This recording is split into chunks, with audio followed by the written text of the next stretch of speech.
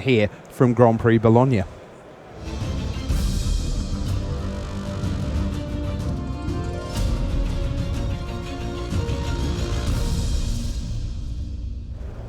Hello, my friends, and welcome to continued coverage of GP Bologna. In the booth, it is the Goblin Chain Whirler trio, the Triple R, Raf, Riley, and Rich. It's great to have you along with us this morning as well as we get underway with some more Dominaria sealed. Raf Levy, French Hall of Famer to my right. Do you want to explain to the viewer, we generally in limited GPs have draft in day number 2. Why are things a little bit different today? So draft in team is a little tricky because it's 3-on-3. And it would take a lot of time. It used to be like this back in the days, and there were only 4 or 5 rounds of a draft, and it would take literally the whole day. So they fixed that, and we have a second day of seal deck, which is just as good for day 2 of a GP. We've got some pretty big names down in the feature match area, as I'm sure you've noticed, headlined, of course, by Martin Hughes, the Hall of Famer draft master. This guy, an absolute stone-cold all-star. Gregor Kowalski and Peter Sachurek flanking him. On the other side, however, these guys no slouches themselves. It is Oliver Polak, Rotman, David Reitbauer, and Elias Klocker. I saw them building a couple of team sealed pools on Friday, deep in the preparation there.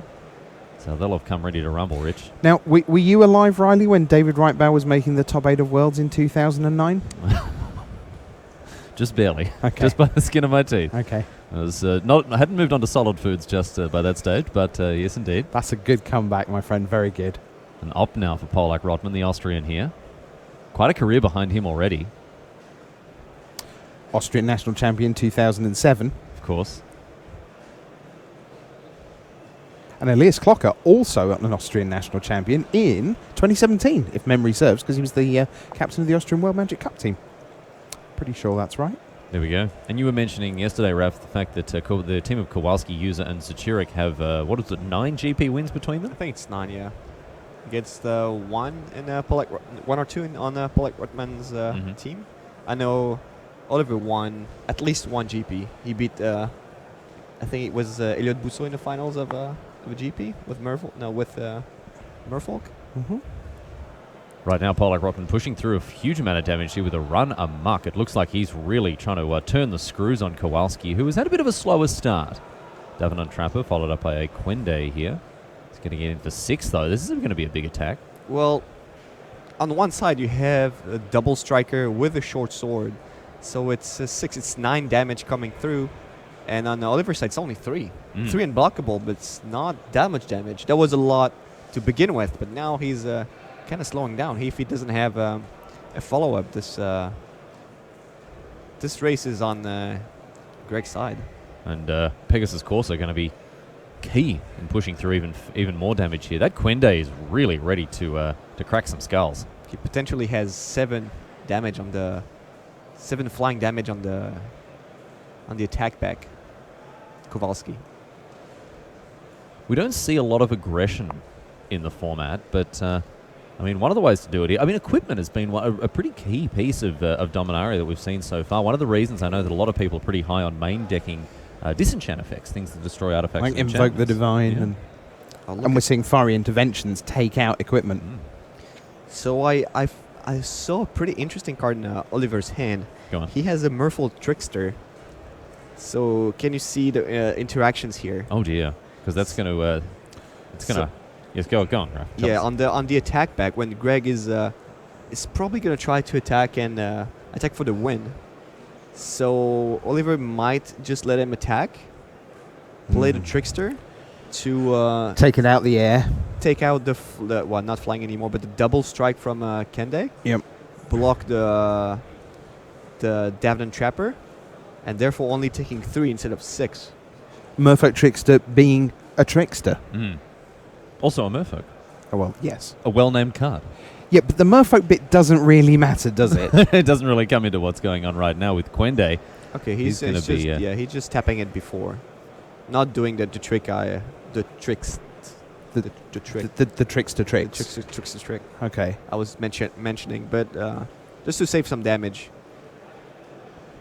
And Ashivan Fire is going to take care of that trickster once and for all. And the Davenant Trapper gets in from another 3. Another Pegasus Corsa here. Which was probably better. His way was probably better since the trickster was taken out by a Shivan Fire. He would have taken 3 unnecessary damage. So So good line from playing it safe by the water here. Oliver Polak Rodman always swim between those flags. We'll see what's up now with him having Kowalski down to 8, but Polak Rodman himself down to 5. This has been one of the more blisteringly fast games that we've seen in Dominaria, which says a lot about the format's tempo, I think. Well, not coincidentally, how many swamps and how many forests are in play? That's very true. I think we may be seeing the 3 non-saproling colours at work here. Yeah, I to mean, be fair, there are soldiers, so but typically when we look at this sort of defensive paradigm that Dominaria introduces to, we're looking at creatures that have high toughness, low power, and we see that across all the colours, from Baird, Stuart of Argive to things like the Gitu Chronicler here. But I think it's an interesting point you raised, that these saprolings that are flying around everywhere with green and black are really gumming up the crowd. yeah.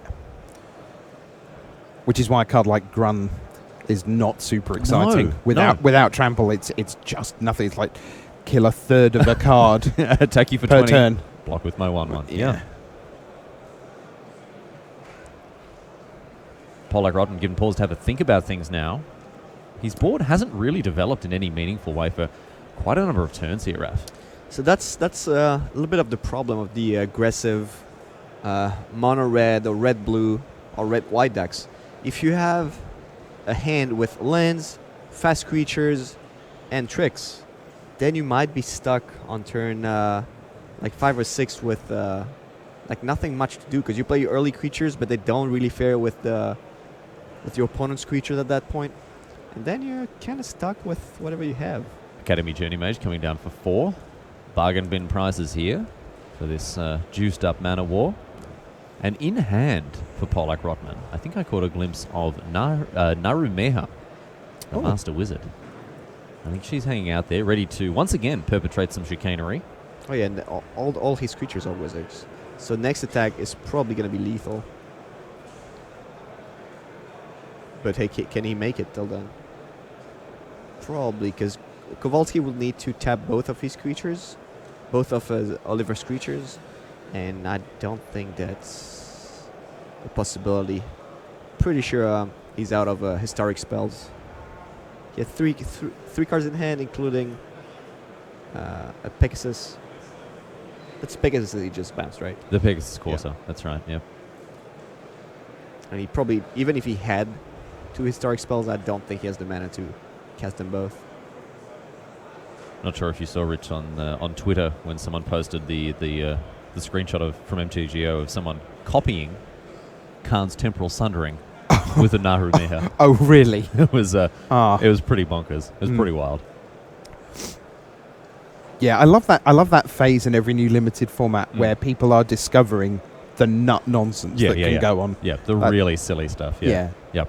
Someone casting Sylvan Awakening, and then their opponent untapping and kicking Slyn Voda, Kicking Slyn Voda. bouncing every single permanent they have, Come on now. and then attacking for 8. Yeah, easy.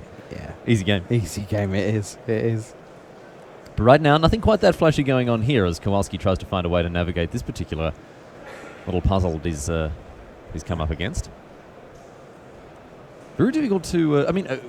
Ralph, in your mind, who's ahead here? It's very difficult to say. I think Oliver is ahead, considering we know What's in his hand, sure. what's in his hand. Okay. But also, without knowing, like Greg would have to consider what's attacking him next turn. Would need to leave some blockers, so he might. I don't know if he's attacking here. Maybe Kende is attacking. The Trapper would stay back, but then he would not be able to block the 2 wizards.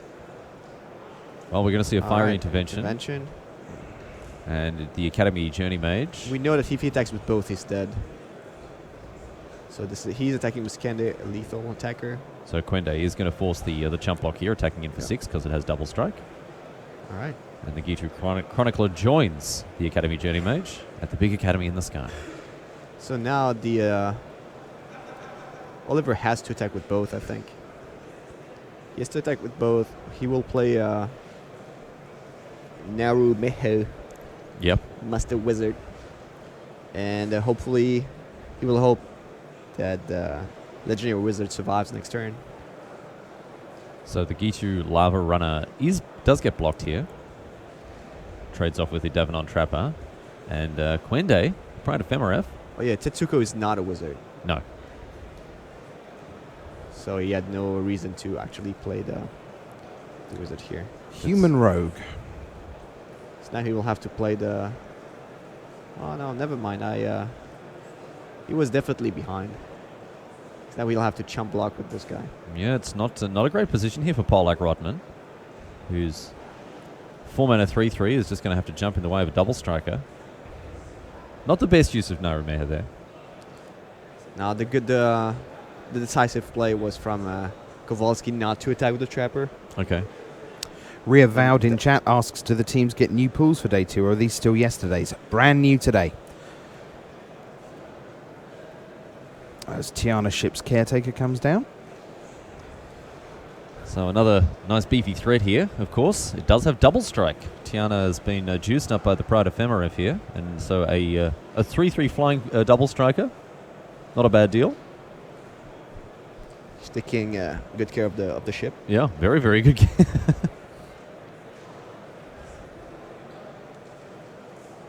And we'll see if Polak Rotman can find an answer to it. Looks like Elias Clocker has got up against Sachirik in game number 1, but Polak Rotman cannot capitalize on his teammate's success, and Kowalski takes it out for his side of the battlefield. And that means that Martin User and David Reitbauer now not a deciding game 1, but certainly we're gonna see which way the balance will tip as we head over to table number 2. Yeah, interesting that all 3 games took at least 10 minutes, which is not something we've seen. By and large, there's usually at least one of the 3 that someone is 1-0 up within 3 or 4 minutes because it is a mismatch of the super fast red-white aggro, for example, against a more controlling thing. And meanwhile, welcome to the board state, my friends. That's a Song of Freya Lee's on Martin Eustace's side of the board that is ticking its way up. And that looks to me, first blush, like that's a big difference maker. And it's very interesting. Before, Rich, you said, well, maybe the reason that we're not seeing the board get gummed up is because we're not seeing swamps or forests. And now, in the only game 1 that's still continuing... It's a shocking turn of events. An M. Night Shyamalan-esque twist here. Absolutely. And do you know what I see? What do you see, Rich? I see dead people. Probably David Reitbauer in about 3 turns. Yeah, it's looking that way. The Song of Freya is an absolute, as we said, a club banger. Top in the charts. Top of the charts, yep. Did Riley give you top of the charts? No. Has he infected you with this? Oh, no. No. That's a Ralph Levy original. Yeah. Okay. We had a pretty good run with the... We had some great goofs. Yeah, with the Song of Freya. Oh, yeah. Going to run it back for day 2? Oh, yeah. I mean, that's what happens. Day 1, you open a busted pool, you play your best cards. Day 2, do it all again, right? Yeah. With a new pool, but still. Same song. Same song. To be fair, I nearly sang a Christmas song on the stream this morning. Oh, yeah? Yeah, I googled Call the Cavalry because I had in my head that there was a Christmas song called The Cavalry. The good news for the viewers and their mental well-being is it's actually Stop the Cavalry. Stop the Cavalry for Christmas. I'll tell you that story off air. It's long and involved. Unusual. Unusual for you, But for me, yes. Looks like a vicious offering now from Reitbauer as he attempts to get some action going on his side of the battlefield in the anticipation of the drop here for the Song of Freya's. They sacrifice this salad here, make a little saproling. Even got the token for it. And food for the enchantment as well. Oh, he's got those fungal plots. Fungal Plots is one of the most brutal cards you're ever going to see, and I think for reasons that most people don't anticipate. Have you read the flavor text of Fungal Plots? Oh. So, I have not. For those playing at home, Thalids nurture saprolings, entertain them. Yep, of course. I mean, this is what we see from the Thalids, right? They've got saprolings. They're caretakers. They look after them. Sure. They sing to them. They sing to them. They look after them, and then there's the kicker, and then eat them. I mean, what is going on with it? What is going on in the world of Thalids and Saprol? What is this symbiosis that these two species have come together, where they're entertaining them, they're doing a song and dance like Michigan J. Frog, and then they just chomp on them for lunch, Rich? I think this is a family show. I think we should put the lid on that one. Oh, my goodness me. Martin Hughes also trying to put the lid on this game here as this Song of Freyalise ticks ever onwards, and we're seeing more and more saprolings now. Looks like a bunch of them have just got off at Ellis Island with a saproling migration. Yeah, the song is gonna do a lot of stuff here. Plus one, Lot of work. All the saplings. Cars down to take care of that primordial worm, but still, Right Bow is going to be facing down a bunch of damage next turn. But he's on 10, and the champion is only blockable by the Death Bloom Thallid there. Death Bloom Thallid, yeah. So another attack now. We don't really see how many creatures David has in his graveyard, which would probably be super relevant here. Because with the plots, he'll be able to get some blockers, gain some life, and draw some cards. And since Martins does not have that many blockers to for the Still Live champion, that might be extremely relevant here. So just push through with the old 5/4 there. Doesn't look like Torgar's going to get in anytime soon. Death Bloom Thallid, another one jumps under the bus here. Yeah, Martin only has one blocker for the Still Live champion next turn. It's going to be the Marwyn there, the Nurturer. So, Right Bow gets in for 5, user knockdown to 5. I think Torgar may have halved his life total earlier. Yep. Right Bow counting up his lands. That's not a good sign when your opponent starts doing that. And plays out his last land. He's hellbent. So user now, the Song of Freyalise reaches its thrilling conclusion. Please, can I have all the dice in the coverage bag? Yes. Remember that time at GP? Do you remember the time GP Milan when when Frank was playing Jeremy and we actually ran out of dice? We actually ran out. Yes, that was our finest moment. One of our potentially our finest hour. Yeah. Because he had 2 Steel Overseers and I wanted to die. Oh, so did he. That's how many we were missing. Yeah. Jeremy was playing a mono white. That's it. Yeah. You didn't get that one, did you? I snuck that in past you, didn't I? No, he wanted to die. 2 die. He wanted 2 die. Yeah, because that's how many we were missing. Oh, you needed 2 dice. Isn't dice? That's pretty dice good. the word? No. Sorry if I'm killing the Anyway. buzz here. So attacks with Martin User now. Song of Freyalise. So the 2 blockers and sacrificing to draw a card and gain Gain 2 life. Yeah. 2 life. Yep. Sea Basin asks how many creatures does David have in his graveyard. We'll actually call down because this is live, so we can probably find that out for you. Yeah, I don't think he has a lot because I think he might have generated a couple more. And a forest off the top here for a Reitbauer. So if he finds a way to destroy or remove Marwyn from combat next turn, the Steel Leaf Champion is going to do it. He has more. So let's draw some cards. More. Eviscerate, Saga, removal spell, another removal spell? Yeah, 0. Yeah. One of the reasons he might not have so many creatures in his graveyard was because he has a Mending of Dominaria in a graveyard. And if it went all the way, then he had to shuffle his graveyard into his deck. Little bombo from this in this deck. Attacks now for David Reitbauer. These big guys getting in once again. Steel Leaf Champion going to be blocked by Marwyn the Nurturer. And looks like Elfheim Druid also going to bite the dust. 6 life. What's in his hand? Oh, did I see what I saw? I don't know. Did you see what you saw, Raph? Is it a Spore Swarm? Use now an attack. It is. It is a Spore Swarm. Is going to be able to provide those crucial blockers here for Reitbauer. That was a really good draw. Not only does it give him 3 blockers, but also 4 life and 2 extra cards. Yeah. Yeah, that's a nice one here. A lot of food for that for those fungal plots now. That was an extremely good draw. Chomp them up. So sacrifice 2 saplings, draw a card. Oh, and another sapling generator in the form of fungal infection. And sacrifice another 2 saplings, draw another card. So Reitbauer Only takes 2 here from one of those juiced up Saprolings and draws 2 cards. A nice one for him. Fungal Plot's putting in work. So with fungal infection, if Martin plays a 3/3, he can shrink it, make it a 2/2, and have to a make still sure live that champion the still live cannot be champion, blocked. Yep.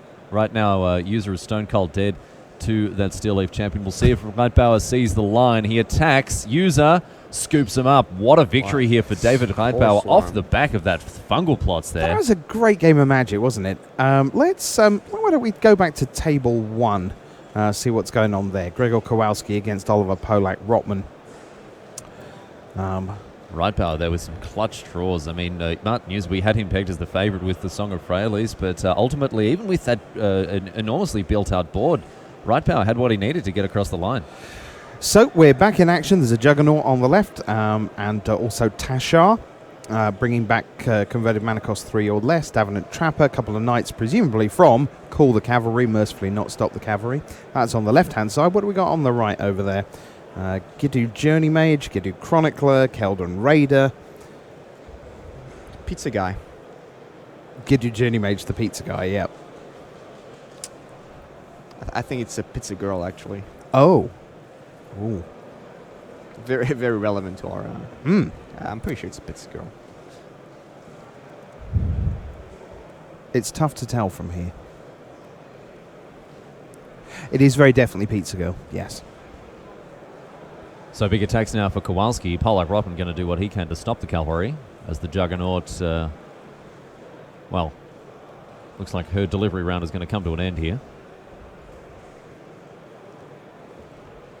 And the Juggernaut hits the bin, in addition to that Davenant Trapper. But Polak-Rotman down to 5, draws a land, ships. Back to Kowalski. He's looking a little despondent here, the Austrian. Facing down 2 lethal attackers in the face of that blocker, the Giddu Chronicler that he's got here. With the Historic Spell, Kowalski can bring back the Davenant Trapper. Doesn't look like he has a lot of Historic Spells. In 2 games, we haven't seen... we've seen 1 Juggernaut and a Short Sword. I guess the good news for the Austrians is that if Kowalski does win this, they are at least up in both the other matches. Kowalski going through the motions now, considering how he's going to play this one out.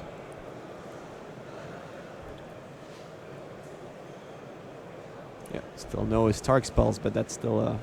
that should be enough here. Another haste creature. What has Polak-Rotman got? Okay, 4 mana being rather messily tapped. And once again, Narume is on jump block mode. Oh, she's going to eat up a 2-2. Okay, fair enough. But that means here that... leave them to 1. And both creatures are going to die. Well, no, it's a 3/3. Never mind. Pegasus Corsair here. Both survive. An extension of the hand for the Austrian. Unfortunately, not able to get himself on the board here. But as you said, Rich, consolation in that both of his teammates have got up in game number 1. Kowalski, however, 2 very tidy victories from him. And congratulations there, Kowalski, the GP Lyon champion, most recently. So we're going to head across to Peter Sahuric against Elias Clocker to see what's going on there, not least because if it comes down to it, there's a very good chance that Martin User and David Reitbauer will still be playing at 30:30 Thursday. So we're going to go to Table C next. Meanwhile, some updates from elsewhere around the world. We told you last round Sam Kaprovitz, James Bush and Ryan Rowland were the 8-0 players in Columbus. Here there were 4 undefeated teams overnight, but now we are underway. Here we are with Sahuric and Clocker. So Clocker has... Oh, hello. It's Planeswalker time. Teferi, the hero of Dominaria, expected to be a standard staple as well as an absolute all-star in Limited. This guy does not muck around. Draws your cards, untaps your lands, and tucks away any permanents you may be having an issue with. This guy, I tell you what, he does it all. Blood Tallow Candle is probably going to take care of the flyer. And Sahuric is... Ooh... He was planning on killing that Teferi, but that did not happen. That's not the way that it goes. Urgaros. Urgaros is well, not quite beaten by the Raf Capashen there, but Raf has certainly done does what he can to protect Teferi there. I do what I can. You do what you can, man. That's the Raphael Levy Invitational card. Weirdly, it's not a green dredge creature, but it's the way it goes. This guy's on the up and up in Constructed. I know for anyone else who has been following the very early standard decks that people have been brewing up with, Rich, there seems to be a change on the wins, and Blue-White Flash maybe back on the menu. Yeah. Academy Drake, which will be followed by Gyarados Sphinx next turn, because we know he's going to draw that next turn. Oh, yes. Yep. The best blue common, the Cloud Reader Sphinx. Yeah, nothing wrong with a 4/4 flyer. Araf. Yep. I agree. No one's complaining here. Oh, Raf is a 3/3 flyer. Not today. Talking about the Academy Drake. I think you knew that. So Cloud Reader Sphinx.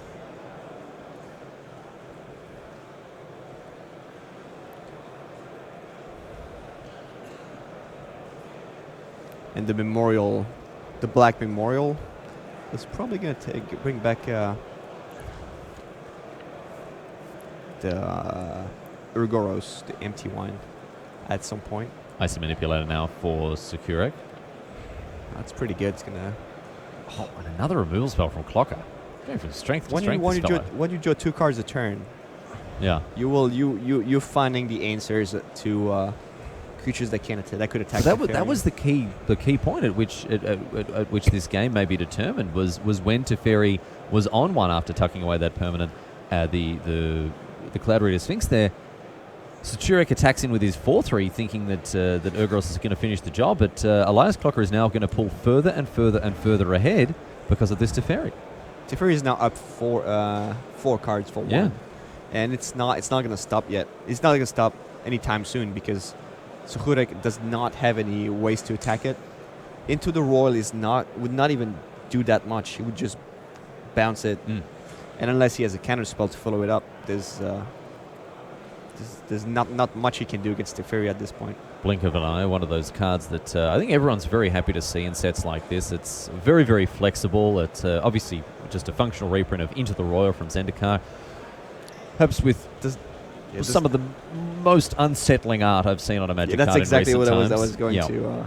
Yeah, this one gives me the Pretty willies. sure some people cannot look at this card. I'm really not into it.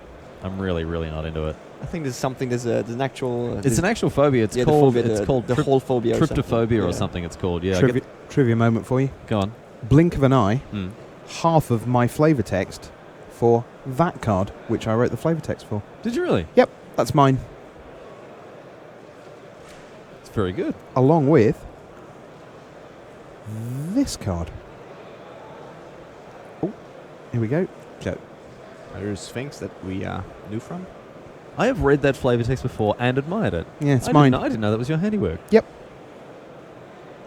Well, okay, let's not worry about Saturek Clocker. I want to see more. I want to see more Rich Hagen flavor text. This match can kind of fade into the background. It's very interesting for me. Let's put Cloud Reader Sphinx back up. Okay. There we go. All right. It's quite enough of that. All the answers. So what the flavor text here? Look at the top 2 cards of it. Not your best work, Rich. Thank you. No, it's a good job there isn't room, because any time there'll be a scry card, it'll be don't scry for me, Argentina. Back on the... All right, yeah. Yep. Raf, yes. you've been watching the match. I've been watching. I've been following. And it's enough for Elias Clocker, unsurprisingly, there to get it done with Teferi, the hero of Dominaria. And even less surprisingly, we've still got Martin User and David Wrightbow to watch. So why don't we head over there? That's going to be the decider. Let's buckle in for this deciding game. We've had some fun here on Good Morning Magic, but it is about the magic, of course. So Martin User and David Wrightbow heading for game number 2. Oh, sorry. Did I show up early? Yeah. All right. Something like that. So here we go. It's game number 2. Riley, what have we got going on here? Lana rolls from Martin User. A nice start for him into Deathbloom, Thalid, and Marwin the Nurturer. Also, a Steel Leaf champion making an appearance with David Reitbauer once again, and it's going to get in more or less uncontested. Are we going to see a block here from this? The Partick Wanderer. Yeah. I like that Martin brought the Partick Wanderer. Brought it in from the board. I think it's not a card that he would play, but he brought it especially to block the Steel Leaf champion. I don't know if you've seen it. Martin wrote an article last week about sideboarding, and specifically how to sideboard in limited. And he mentioned that a few things, that Borden cards that you don't really think of in regular matches, but that would fit in a particular setup. Perfect, I perfect think example of it here. Yeah. it's a perfect example. Here's the meaning of Dominaria. So Steel Leaf Champion is going to come back. So back for an encore performance here. The old 3-mana 5/4. How many Partic Wanderers do you think? As Martin Martin User brought in. So he said in his article, bring at least 2 just to fight the Manning of Dominaria. No, he didn't say that, but this is an interesting article. We commend it to our viewers' attention. Yes. Mammoth Spider, that is going to be able to, at least block it, but it's not going to block it profitably. I left a Yelp review on it. Recommended the article. Yeah? Yeah. I love this card. So good. Really well statted. Well positioned in this format. Not going to do its best work here, I would say, against the Steel Leaf Champion. Although we can see a double block now, perhaps with the Death Bloom Thallid there. There's a thing with eyes in this set. Look at the flavor text too. As many beautiful eyes as many strong arms. So many eyes on the spiders as well. I don't know if they're beautiful eyes. Oh. Certainly eyes. What about a blue-eyed spider? Is that a magic card? I don't know. That could be. I guess so. More Thallids here for Martin User and Saprolings coming along to boot. So spider can block the champion.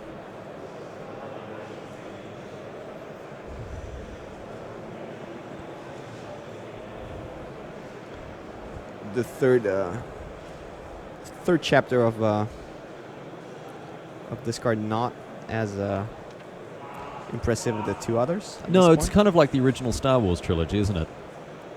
Starts off really well, gets better for number 2, God, and then that's just bold. kind of just fizzles out there at the end. I like the end. I like the 3rd episode. You're such a risk taker. Chat's perfectly calm and having a lovely Sunday Now I'm morning. going to stir it up. And you decide to go gonna stir with it up. Return of the Jedi's not a good movie. Do you know what's better than Return of the Jedi? Revenge of the Sith, and it's not close.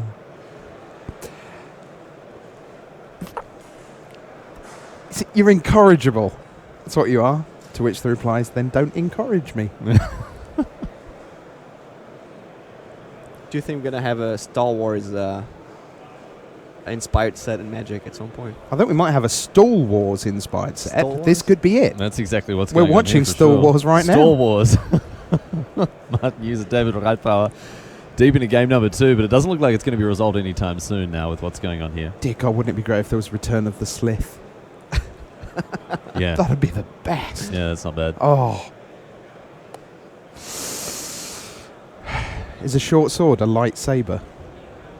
You just, I can't keep up. No. I was sitting going, okay, I can probably get one in here. But no. Just leave it to you, mate. If you would. Torgar Famine Encounter comes down. That's going to pop Martin User down to 10 here. Doesn't halve the life total. It just halves. It puts you to half of your starting life total. So start on 20, go down to 10. How does it work with the spell that says you start at 27? Then if the card says your starting life total is 26, then you would start at 26 before the game even actually began. So how would it work with Torgar? Well, then your starting life total is 26, so you go to 13. Yeah, that's cool. I imagine. That's good. My very light rules knowledge is guiding me there. I guess we can ask the Twitch chat about this because we don't I was have. going to say, if only there was some kind of some kind hive of mind expert that was always correct Yeah. that we could refer to. What's the name of the card? Not Rejuvenate, something like this. Now Rejuvenate is something else. Gain 6 life in Urza Saga. Battle of Omnivore now for User. 7 mana spell in white. Gain 6 or 7 life for 7. Start at 26, 27. And Torgar.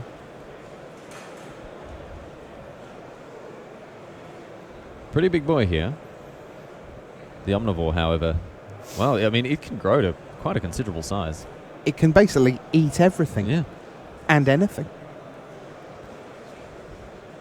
So a lot of pretty small creatures on Martin's side, and on the other hand, a lot of big creatures. And for now, they Can a match? But plenty of food for that Omnivore, so Right Power being held off for now. Things may change. Oh, here we go. Going to take to the skies now with a Windgrace Acolyte. It's gained 3, mill a good 3. second ability. Milling 3 in this situation is really good. Yeah, why's that? Puts creatures in the graveyard. Well, at least one for the plots. The fungal plots? Yep. Yeah, and Lano Wells at this stage is not a great draw, so yes, indeed, that Windgrace Acolyte, the old chicken rider there, is going to get some work done. Oh man, everything about Lord Windgrace is actually written on this, on the flavor text of this card. Yeah, I gave you all my knowledge yesterday about Lord Windgrace. Could have just read the card. Yeah, you could have just read the card. User shifts once again without having done anything. That's 2 turns in a row. He hasn't tapped a single mana.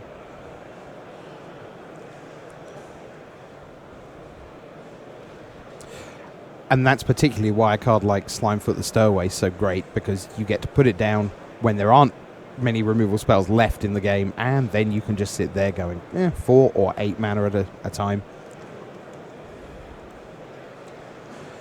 Confirming it in Twitch, Providence doesn't make your starting life total 26. It just makes it 26 in your first upkeep. So it doesn't work, Raf. All right. Sorry. I don't know. No, sorry. I don't care. I don't care. I'm not playing Providence anyway. I'm not playing that card anyway. I was just asking for the... It's good to be able to refer to Twitch chat in situations like this. The hive mind always at the disposal of us all here, Rich. Well, thanks, chat. It's just a summary. So that Spawn Crown Thallid, that could change a few things. Yes, that's going to be huge here as Lana Worlds comes down as a follow-up act, but giving +1/+1 to all of the saprolings and fungi here. It's going to be pretty big. So all those Thallids, all those saprolings. More saprolings. Juiced up.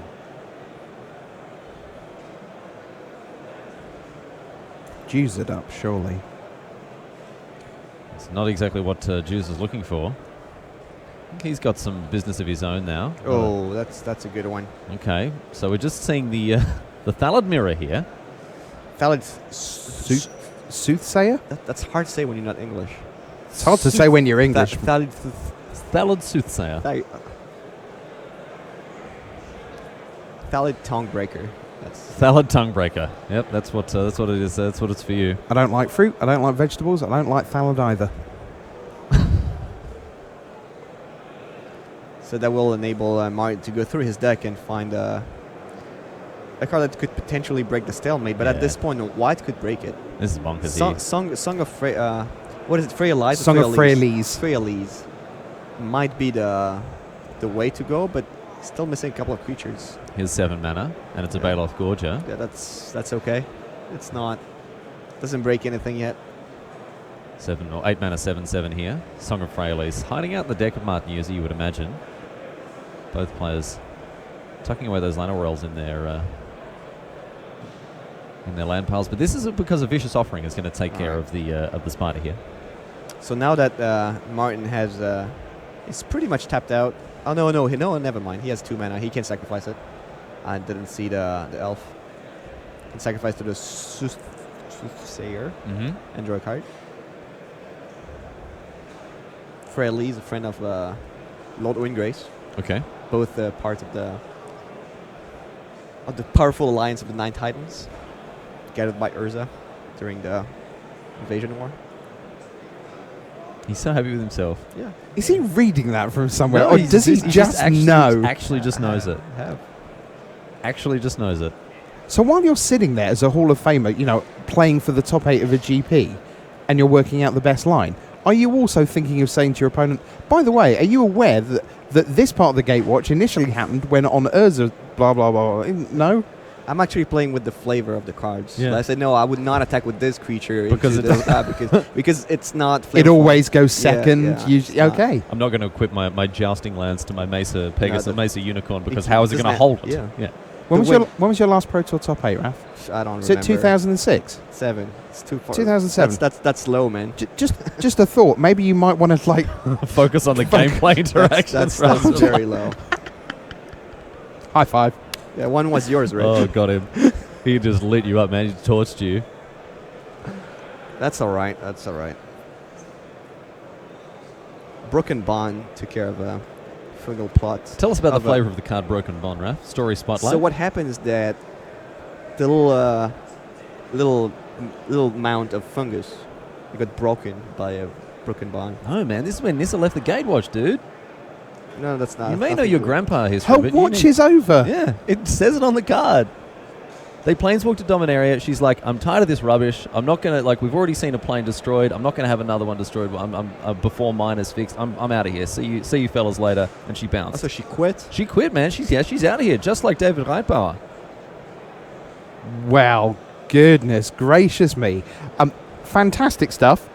There you see the teams gathering round Martin User and David Reitbauer. That means with 10 minutes to go on their round, because this is their clock, it's not the main round itself, which is obviously a little bit further along.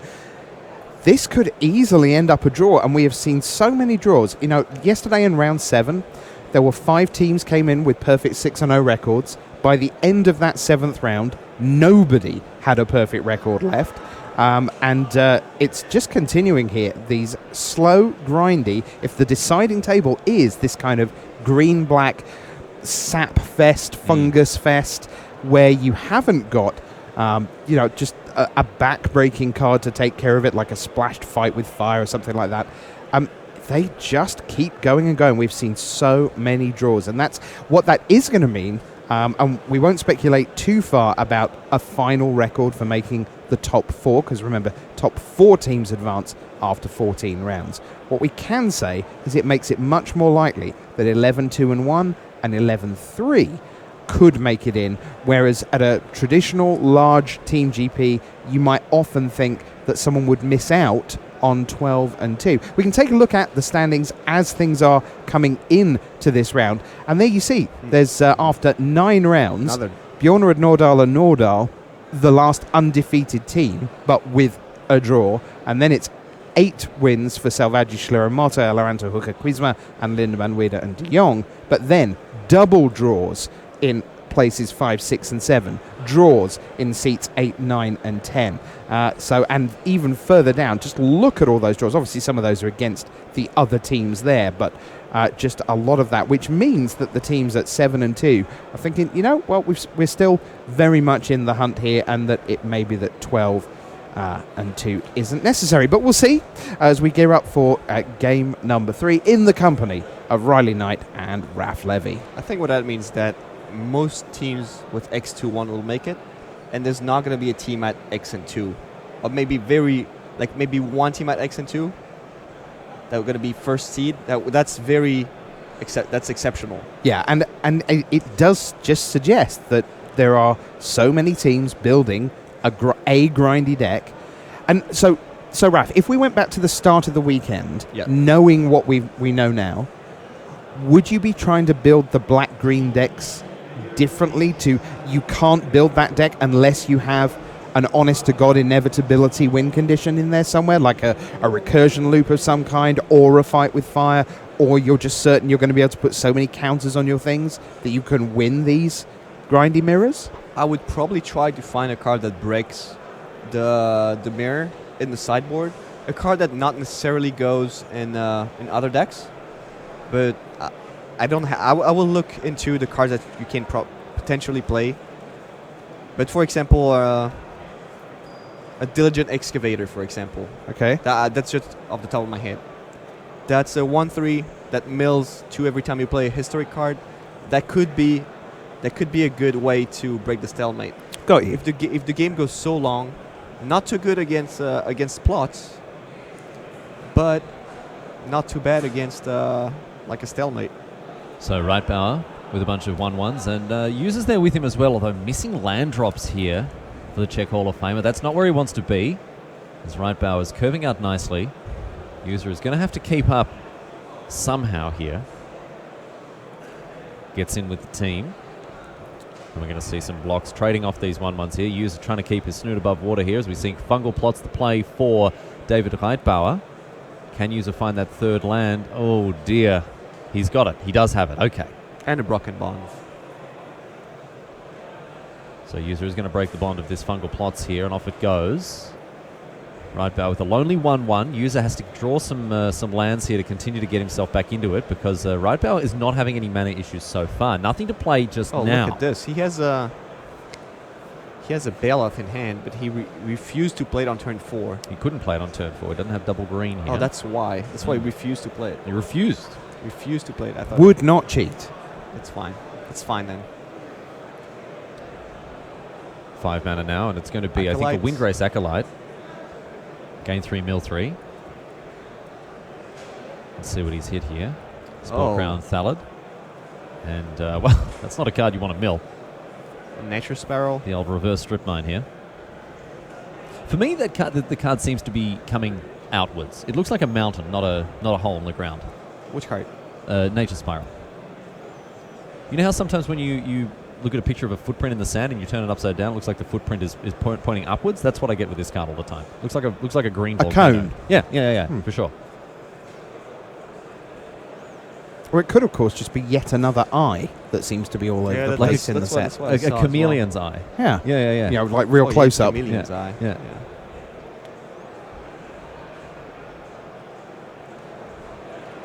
Oh yeah, once you see it, you can't unsee it. Yep. Chameleon eye. Yeah, enjoy that. It's like the little arrow in the FedEx logo. See, this is teamwork here on the broadcast. Raf Levy here with all the flavour, and Riley Knight and Rich Hagen giving you all the strategic analysis you could possibly want. Yep. That's what makes us an all-star team, Rich. Yep. Song of Rayleigh's now, Martin User. There's an article about misassignment of roles somewhere that I feel may be relevant at some point here. But Rightbow seems to have the tools he needs to keep turning the screws here, Raf. Well, one of the things I would suggest, David, is to ask his teammates to leave. That's bold, but that's with so little time left. Having your teammates tell you what to do is a bad idea. You need to play fast, and asking around is just making you lose focus. And you're much better off on your own in a game where time is an issue than asking around. Mammoth Spider now is going to try to hold down the fort. Going to keep that Windgrace Acolyte out of the sky at least. No, Eviscerate has other plans here. So Rightbower, with a Steel Leaf champion, gets in with the team, and now things looking dire for User and co. Cannot find the lands that he needs, and he's going to make his creatures indestructible, put +1/+1 counters on them. But is it going to be enough? He's attacking for 2 this turn. That's the good part of it. Oh dear. No, he doesn't even send. Of course, those creatures are indestructible, but chooses not to. I think that's the Rightbow now cracking that Memorial to Unity. 5 cards off the top. See what he can find here. Counts them out once and twice. Oh yay! Another elf. Oh no, another Acolyte. Another Acolyte's a nice one. Yeah, I think we're gonna see Martin extend the hand very soon. Like, not attacking is it's a pretty good way to say, well, I've given up. Yep. Yeah, especially when it was free. In any case, some would say never give up, but sometimes, there's not much you can do. Never give up, never surrender. Martin User doing the best he can here. Keep himself in it, but it's not looking good for the Czech Hall of Famer. Rightbower ships back to User now. Can he find what he needs? He cannot, and an extension of the hand seals the deal for Polak, Rotman, Rightbower, and Clocker here. Well, went down to the wire, Rich, but at the end of the day, that's the way it goes. Yeah, I mean, there was a point there, I guess, where Martin would obviously have taken the draw. Could he have got there? But yeah, that was a pretty big blowout, because if you're going to get into a board store, you actually need that 7, 8, 9 lands to get everything spread out there, and not happening. So a bit of a disappointing end to what was a very good set overall. We're going to take a quick break, then the three of us will be back in harness for a little bit of Time Walk action. But because that match went so long, I don't think we're going to get to see much of the back table before we'll be live again with Tim and Frank for round number 11. So more Magic coming right up.